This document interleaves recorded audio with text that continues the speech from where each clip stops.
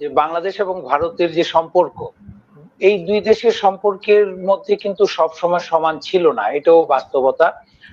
বঙ্গবন্ধুকে হত্যার পর ৭৫ সালের পর যে সরকার ছিল, তখনও ভারতের সাথে এক ধরনের শীতল সম্পর্ক ছিল, যেটি ক্রমান্বয়ে আবার পরবর্তীতে ভালো হয়েছে। এমনকি আমরা দেখেছি যে সেই শীতল সম্পর্ক কাটিয়ে আহ মরহুম রাষ্ট্রপতি জিয়াউর রহমান সাহেব কিন্তু এই ভারতকে নিয়েই এই দক্ষিণ এশিয়ার একটি জোট সার্ক গঠনে উদ্যোগী হয়েছিলেন এবং তিনি সফলও হয়েছিলেন।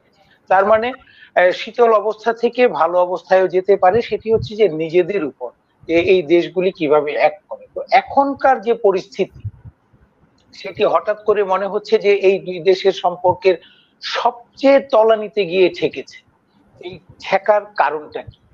আমার যেটি মনে হয়, আমি যেটি দেখছি, সেটি হচ্ছে যে এটি সত্য যে গত ২০০৯ সালে আওয়ামী লীগ যখন ক্ষমতায় আসে, তখন থেকে দুই দেশের সম্পর্কের মধ্যে বিশেষ করে ব্যবসা বাণিজ্যে এবং যাতায়াতে ভারত বাংলাদেশের কাছ থেকে বেশ কিছু সুবিধা নিয়েছে।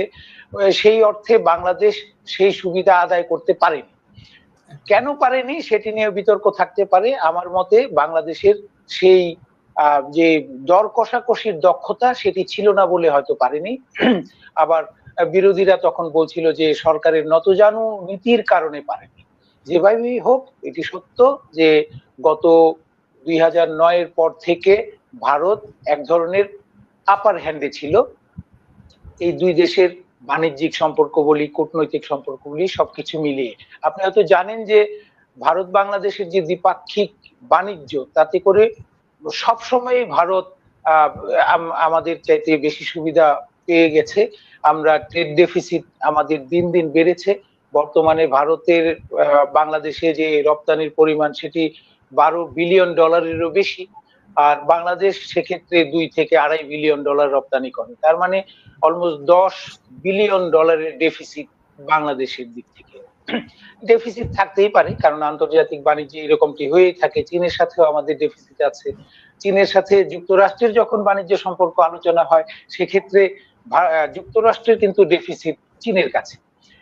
কিন্তু সেগুলি কিভাবে কাটিয়ে ওঠে, সেটি হচ্ছে যে প্রত্যেকটি দেশের কূটনৈতিক দক্ষতার উপর অথবা বাণিজ্যিক দর কষাকষির উপর। সেটির সাথে যে সাদামাটা ভাবে আমরা যে কূটনীতি দেখি, এটির পেছনে সেটি কাজ করে। হঠাৎ করে সরকার পরিবর্তনের পর এগুলির উপর প্রভাব কেন পড়ে? পড়তে পারে কারণ আমাদের দেশে এবং ভারতে যখন সরকার পরিবর্তন হয়, তখন দেখা যায় যে দুই দেশের সম্পর্কের উপরও এর একটি প্রভাব পড়ে। এর কারণ হচ্ছে দুটি দেশই কূটনৈতিক ক্ষেত্রে যে তাদের যে কনস্ট্যান্ট নীতি, সেটা থেকে সরে গিয়ে দলীয় ভিত্তিতে সেই সম্পর্কটি তৈরি হয়। যে ভারতে যখন কংগ্রেস ক্ষমতায় ছিল, তখন বাংলাদেশের সাথে যে ধরনের সম্পর্ক ছিল, বিজেপি ক্ষমতায় আসার পর সেই সম্পর্কটা কিন্তু কিঞ্চিত ভিন্ন। আর আরেকটি বিষয় হচ্ছে যে ভারতে যখন বিজেপি ক্ষমতায় আসে, এক ধরনের তাদের হিন্দুত্ববাদী যে পুনর্জাগরণের চেষ্টা অথবা হিন্দু ভোটগুলিকে এক করার চেষ্টা, সেই এক করার জন্য তাদের দরকার ছিল মুসলিম বিদ্বেষ কথাবার্তা, স্লোগান। ঠিক একইভাবে আমাদের দেশের যারা মৌলবাদী গোষ্ঠীগুলি আছে, তারাও একইভাবে সবসময় ভারতের বিরুদ্ধে বলে আসছে। আজকে যে বলে আসছে তা না, অতীতেও তারা ভারতের বিরুদ্ধে স্লোগান দিয়েছে, এখন আরো জোরে সোরে দিচ্ছে। এখন আপনি খেয়াল করবেন যে ভারতে যখন যে কোনো রাজ্যের নির্বাচন হোক অথবা লোকসভার নির্বাচন হোক, তখন কিন্তু ভারতের কেন্দ্রীয় মন্ত্রীরাও বাংলাদেশ থেকে ভারতে অনুপ্রবেশ ইত্যাদি নিয়ে খুব জোরে সোরেই কথা বলে। এমনকি কিছুদিন আগেও ঝাড়খণ্ডের নির্বাচন নিয়ে সে দেশের যে স্বরাষ্ট্রমন্ত্রী অমিত শাহ, তিনি বলেছেন যে ঝাড়খণ্ডের নাকি জনমিতি চেঞ্জ করে দিচ্ছে বাংলাদেশ থেকে অনুপ্রবেশকারীরা।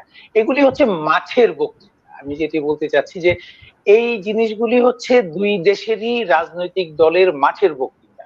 হয়তো আমাদের দেশের কোন রাজনৈতিক দল ভোটের জন্য যে মাঠে বক্তৃতা দিলে, ভারতের বিরোধিতা করলে তার হয়তো ভোট বাড়বে, সেই দেশের রাজনীতিবিদরা মনে করে যে, তো বর্তমানে যেটি আমরা দুর্ভাগ্যজনক ভাবে দেখছি যে আমাদের দেশ থেকে যেরকম ভারতের দিক থেকেও সেই রকম, যে সরকারি পর্যায়ে মনে হয় যে এক দেশ আরেক দেশের বিরুদ্ধে একটি বাক যুদ্ধে লিপ্ত হয়েছে। সেই বাক যুদ্ধটি মাঠ পর্যায়ে যেটি হয়েছে, যে মাঠ পর্যায়ে যারা অতীতেও এই অঞ্চলে ভারত বিরোধিতা করে রাজনীতি করার চেষ্টা করেছে এবং ভারতে বাংলাদেশ বিরোধিতা রাজনীতি করে করার চেষ্টা করেছে, তারা এতে উৎসাহিত হয়েছে। উৎসাহিত হয়ে কি হয়েছে যে আমাদের দেশে ভারতীয় পতাকা পদদলিত করা হয়েছে।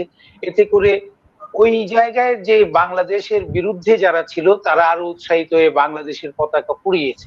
শেষ পর্যন্ত এমন ঘটনা ঘটেছে যে শেষ পর্যন্ত আমাদের যে আগরতলায় সহকারী হাই কমিশন সেখানে হামলা হয়েছে, সেখানে পতাকা পোড়ানো হয়েছে।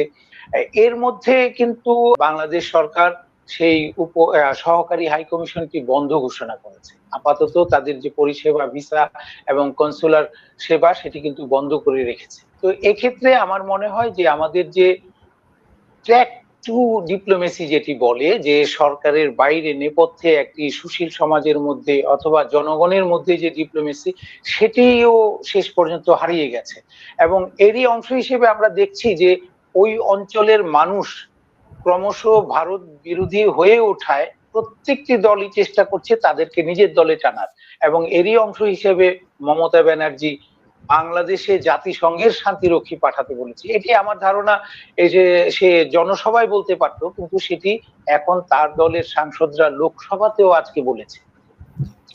এই যে ক্রমশ সেটিকে সরকারি করে ফেলা এটি এই দুই দেশের রাজনীতিকে আরো বাড়িয়ে দিচ্ছে। আমাদের দেশের যে উপদেষ্টাগণ যেভাবে ভারতের এই কর্মকাণ্ডগুলিকে ডিফেন্ড করার চেষ্টা করছে, যে ডিফেন্ড মানে আমাদের অবস্থান ডিফেন্ড করার চেষ্টা করছে, ভারতের আজকে যে হাই কমিশনার তাকে পররাষ্ট্র মন্ত্রণালয়ে তলবও করা হয়েছিল, এই তলব করাটি কিন্তু এখন নতুন কিছু না। অতীতেও আমরা দেখেছি যে সীমান্তে যখন বড়সড় কোনো ঘটনা ঘটে তখনই তাদের হাই কমিশনারকে ডেকে পাঠিয়ে প্রতিবাদ জানানো হয়েছে। এটি হচ্ছে স্বাভাবিক কূটনৈতিক প্রক্রিয়া। কিন্তু এর বিপরীতে যখন আমাদের উপদেষ্টাগণ অনেকটা যুদ্ধংদেহী মনোভাব নিয়ে ভারতের বিরুদ্ধে বলতে যায়, স্বাভাবিকভাবেই ওই পাল্টা হিসেবে ভারতের দিক থেকেও সেই যুদ্ধংদেহী মনোভাবগুলি চলে আসে। এভাবে এই দুই দেশের মধ্যে যে সম্পর্কটি, আমার মনে হয় আপনি শুরুতে যেটি বলছিলেন যে আমরা এমন এক প্রতিবেশী, এক্ষেত্রে আমি মনে করিয়ে দিতে পারি বিএনপি আমলের যে পররাষ্ট্রমন্ত্রী ছিলেন মোর্শেদ খান, তিনি একটু চমৎকার কথা বলেছিলেন। চমৎকার বলতে একটু ভিন্ন রকমের, যে স্ত্রীকে ছাড়া যায় কিন্তু প্রতিবেশীকে তো ছাড়া যায় না। আসলে প্রতিবেশীকে তো আমি সরাতে পারবো না, এটি হচ্ছে বাস্তবতা। তো প্রতিবেশীর সাথে আমাদের পার্টনারশিপ, ফ্রেন্ডশিপ উইথ পার্টনারশিপ, সেটি আমরা কিভাবে এগিয়ে নিতে পারি সেটি আমাদের ডিপ্লোমেটরা সেভাবেই চিন্তা করা উচিত এবং আমাদের রাজনীতিবিদ যারা দেশ চালাবেন তাদেরও সেই, এখনকার আমাদের সরকারটি কিন্তু কোনো দলীয় সরকার নয় যে তারা মাঠের বক্তৃতা করলে তারা ভোট পাবেন, বিষয়টি তা নয়।